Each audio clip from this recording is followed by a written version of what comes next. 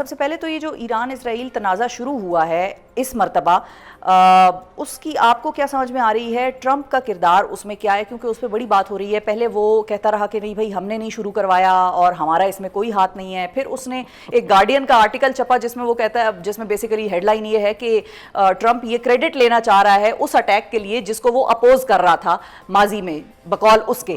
سو یہ double policy کچھ نظر آ رہی ہے. اور پھر اب وہ یہ کہہ رہا ہے کہ بھائی امریکہ جو ہے وہ ثالثی کرانے کے لیے اس طرح سے تیار ہے، آپ جو ہے میز پر آ جائیں، جبکہ وہ میز پر تو پہلے ہی بیٹھے ہوئے تھے، ان کے ساتھ ثالثی تو ہو رہی تھی.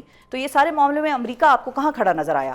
دیکھیں، امریکہ بالکل اسرائیل جو کہ ایک ٹیررسٹ اینٹی ہے، اسٹیٹ کہنا انسلٹ ہے، اسٹیٹ یہ ایک ٹیررسٹ اینٹی ہے، روگ اینٹی.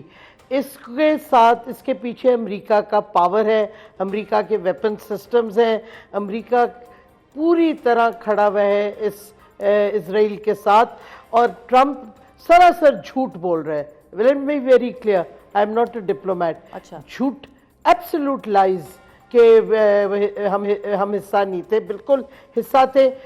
وہ پریشر، وہ انہوں نے سمجھا اسرائیل نے بمباری کرنی ہے اور سارے لیڈرشپ کی تباہی کریں گے ایران کی، تو ایران ختم ہو جائے گا، رژیم چینج ہو جائے گی اور ایران کو ڈنڈا دے کے جو وہ سسٹم چاہتے ہیں، جو کنسیشنز چاہتے ہیں وہ کروائیں گے. لیکن ہوا کیا؟ ہوا کچھ اور. ایران نے جواب دیا. دیکھیں، یہی ہوتا ہے جب آپ کی جہالت ہو نا، آپ سمجھتے نہ ہو ایک ملک کو، تو آپ یہ غلطیاں کرتے ہیں. ایران کی آپ پوری ہسٹری دیکھیں، ریسنٹ ہسٹری، جب نئی نئی ریولوشن آئی تھی، عراق ایران کی جنگ ہو گئی تھی. عراق کو پوری ویسٹرن ممالک، ان کی ویپن سسٹمز، بلکہ جرمنی نے تو کیمیکل ویپنز دیے تھے صدام حسین کو، انہوں نے کیمیکل ویپنز استعمال کیے. عراق نے پوری جنگ شروع کر دی ایران کے ساتھ، اور 8 سال یہ جنگ چلی ہے. اور اس جنگ میں کے دوران اگر آپ دیکھیں، ایک پورا ان کے پارلیمنٹ میں جو دہشت گردی کا اٹیک ہوا تھا، جسے پوری یعنی کہ لٹرلی پریزیڈنٹ، اسپیکر، کیبنٹ سب شہید ہو گئی تھی. اس کے باوجود ایران 8 سال جنگ لڑا اور اینڈ میں جیتا. صدام کو ہار ماننی پڑی.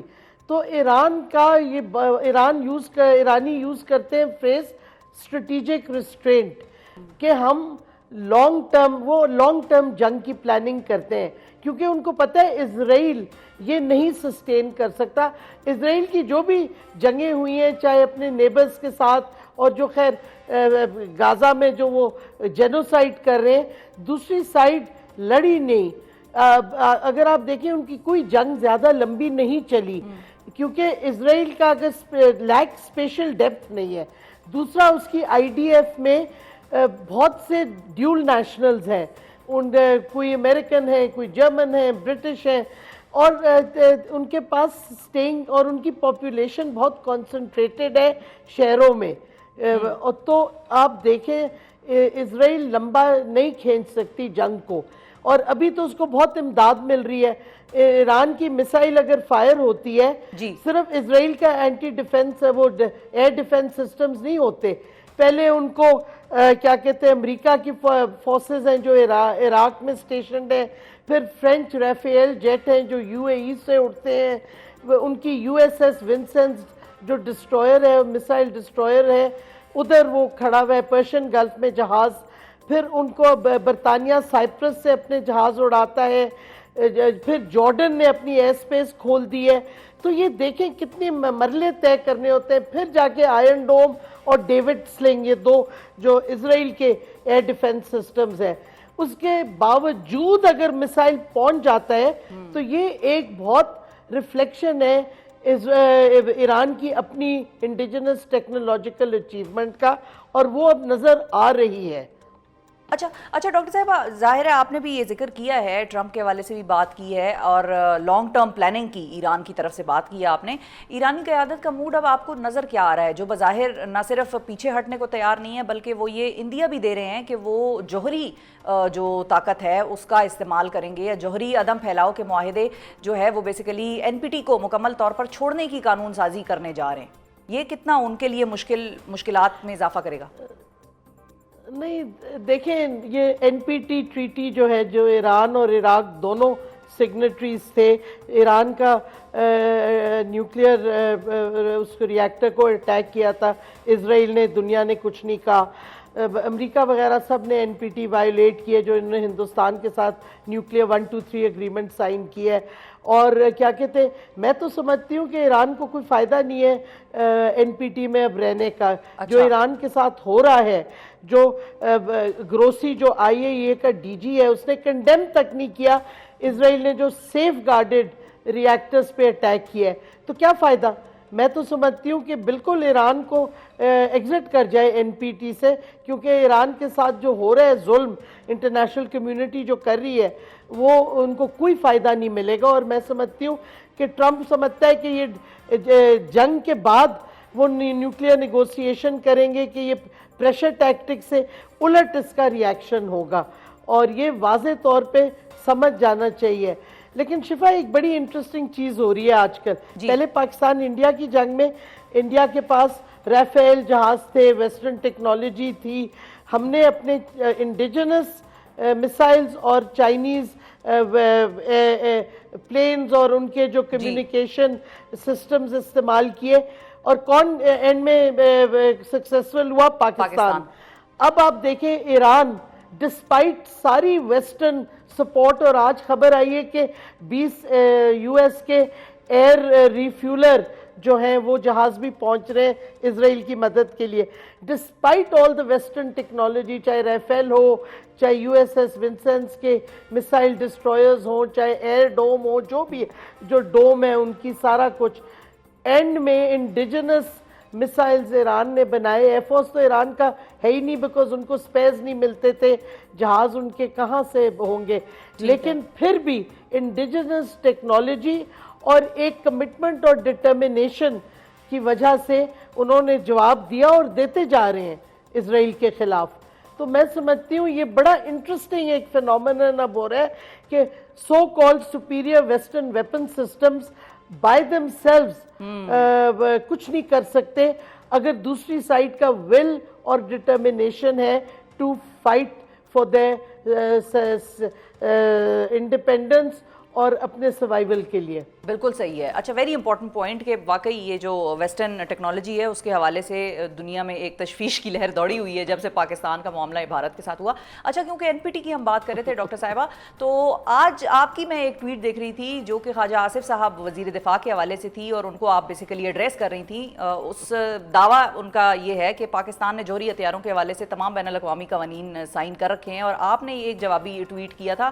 یہ کیا معاملہ ہے؟ یہ ذرا سمجھائیں لوگوں کو. دیکھیں، پاکستان انڈیا نے non proliferation treaty N P T جو ہے وہ نہیں سائن کی. نہ ہم کر سکتے ہیں کیونکہ وی آر ناٹ ریکگنائزڈ. ان کے آرٹیکل میں کلیئرلی لکھا ہے 5 nuclear weapon states are the recognised states, جس میں پاکستان اور انڈیا دونوں نہیں ہیں. تو اب تو وہ کر ہی نہیں سکتے سائن انلیس وہ ٹریٹی چینج ہو. تو وی آر ناٹ. 2 چیزیں مین نیوکلیئر ویپنز کی انٹرنیشنل ٹریٹیز ہیں، ایک سی ٹی بی ٹی جو ہم نے نہیں دستخط کیا، اور این پی ٹی جو ہم نے نہیں کیا، نہ ہندوستان نے کیا. تو میں صرف ان کو کریکٹ کر رہی تھی کہ اپنے فیکٹس دیکھ لیں. ہم آئی اے ای اے کے ممبرز ہیں، لیکن انہوں نے کیونکہ نیوکلیئر ویپنز کے حوالے سے کہا تھا، تو ایکچولی ہم نہیں ہیں سگنیٹری ٹو ایدر آف یہ دونوں ٹریٹیز پہ. نہ ہم نے کیا دستخط اور نہ ہم کریں گے، اور نہ ہمیں کوئی فائدہ ملے گا. اب تو ہمیں نیوکلیئر پاور ہیں اور ہمیں ڈی فیکٹو ریکگنیشن ہے ایز نیوکلیئر ویپن پاورز، تو ہم کیوں سائن کریں گے؟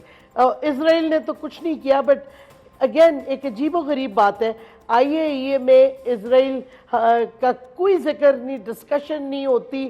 کنڈمنیشن تو دور کی بات ہے، ان کے clandestine covert nuclear weapon programme का, और हमारी फैसिलिटीज जो हैं सिविल न्यूक्लियर की वो सेफ गार्डेड है, जैसे ईरान की सेफ गार्डेड है। IAEA सेफ गार्ड्स हैं। हिंदुस्तान की भी एक स्पेशल, वो एक और इशू है, जिस तरीके से उनको स्पेशल सेफ गार्ड एग्रीमेंट मिली और हमारा क्या रोल था उसमें अनफॉर्चुनेटली। बट बहरहाल पॉइंट ये है कि हमें हमारे जब डिसीजन मेकर्स एक स्टेटमेंट देते हैं तो फैक्चुअली करेक्ट होनी चाहिए। बिल्कुल बिल्कुल। अच्छा डॉक्टर साहब, अब चूंकि हम पाकिस्तान के हवाले से डिस्कशन कर रहे हैं, तो पाकिस्तान को के लिए कितना बड़ा कंसर्न है ये सारी सिचुएशन, बिकॉज पाकिस्तान ने बड़ा ओपनली और बड़ा भरपूर तरीके से डिप्लोमेटिकली ईरान को सपोर्ट किया है। ईरान की पार्लियामेंट में आज पाकिस्तान के हवाले से तशक्कुर के नारे लगे हैं। ये कितनी सीरियस सिचुएशन हो सकती है, या इस पर किसी किस्म की कोई नाराज़गी वेस्टर्न वर्ल्ड की तरफ से पाकिस्तान की तरफ भी, मतलब वो जो रैत गिरना होता है, जबकि तो ये कह रहे हैं कि हम जंग में भी शामिल हो सकते हैं। जंग में ऑलरेडी शामिल है ट्रम्प, अब कौन सा शमूलियत करेगा, बिल्कुल। हो गए, देर ऑलरेडी देयर। वो जेनोसाइड में भी शामिल हैं, वेपन सारे भेज रहे थे इसराइल को, वो इस ईरान के खिलाफ जंग में भी शामिल हैं। और पाकिस्तान देखें, पाकिस्तान का शुक्र अल्लाह हमने अपना न्यूक्लियर वेपन टेस्ट करके अपने वेपन सिस्टम्स इंडिजिनसली बनाए हैं, हमारे डिलीवरी सिस्टम्स मिसाइल्स इंडिजिनस हैं, ताकि हमारी डिपेंडेंसी नहीं है अमेरिका और वेस्ट पे। ये बहुत बड़ी डेवलपमेंट है, ये हमारी सेफ्टी है। इससे हम पे कोई अटैक इस तरह नहीं कर सकता, उनको पता है कॉन्सिक्वेंसेस क्या होंगे, और हमने हिंदुस्तान के खिलाफ दिखा भी दिया है क्या कॉन्सिक्वेंसेस हो सकते हैं। तो बट नेवरदलेस जाहिर है इजराइल तो एक आप देखें, इजराइल की और अमेरिका की एम्बिशंस कोई नई नहीं है। 9/11 के बाद एक आर्म फोर्सेस जनरल में Ralph Peters retired intelligence officer था अमेरिकन फौज का, उसने एक आर्टिकल लिखा था ब्लड बॉर्डर्स। मैं सबको कहती हूँ वो ब्लड बॉर्डर्स का आर्टिकल के नक्शा देख लें, जो न्यू मिडल ईस्ट वो बनाना चाह रहे हैं, जिसमें ईरान और पाकिस्तान को तोड़ना चाह रहे हैं, जिसमें वो और बहुत सी चेंजेस लाना चाह रहे हैं। वो नक्शा सिर्फ देख लें तो आपको समझ आ जाएगी कि ये प्लान कोई एकदम से नहीं बना, ये कोई काफ़ी अरसे से बना है, ऑपरेशनलाइज अब किया जा रहा है। लेकिन मेरा नहीं ख्याल ये कामयाब होगा, क्योंकि ईरान ने एक स्पैनर इन द वर्क्स जिसे कहते हैं, एक रुकावट कर दी है इजराइल की और अमेरिका के एम्बिशंस की।